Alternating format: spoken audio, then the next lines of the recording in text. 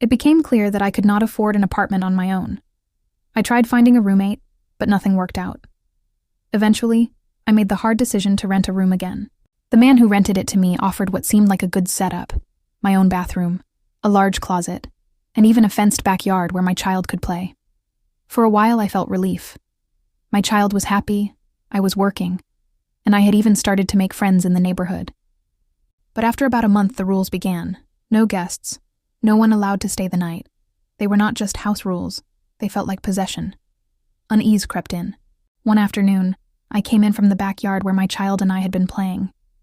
I was heading to my room to change when he stopped me and tried to kiss me.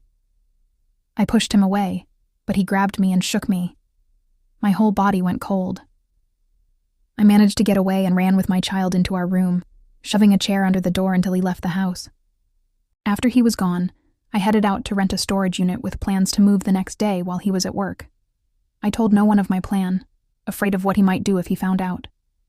By then, the world had already taught me too many times that people were not safe. I trusted no one. My plan was simple. Wait until he left for work, pack, leave a note saying I wanted no money back from the rent I had already paid, and disappear. That morning, I reached for the phone in my room to call my mother before I started packing. Instead of a dial tone, I heard a flat, buzzing signal.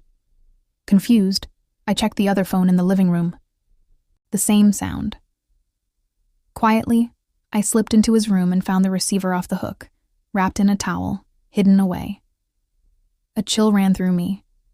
I did not know what he had planned, but I knew I had been right to barricade my door the night before with a chair and dresser.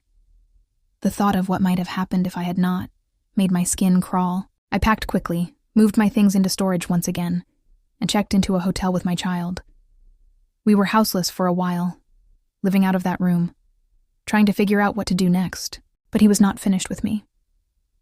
He knew where my grandmother lived, because he had come with me to visit her once. Soon notes began appearing at her house. One day, he even left a painting of me and my daughter. I recognized the images immediately. They came from photographs he had stolen from my room while I was gone. The violation made my stomach turn. His desperation twisted further.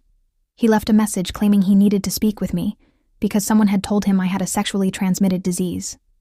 It was a lie. I had not been intimate with anyone.